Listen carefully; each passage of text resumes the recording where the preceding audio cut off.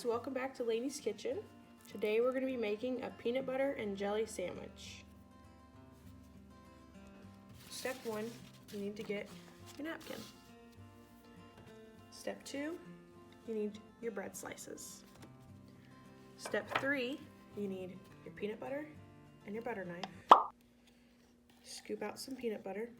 Put the peanut butter on your first slice.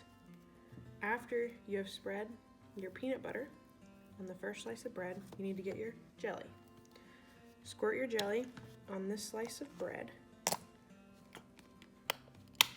and then spread the jelly just like you did the peanut butter.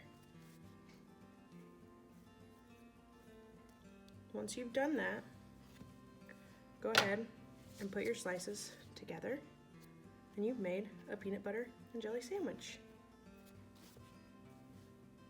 See you next time on Laney's Kitchen.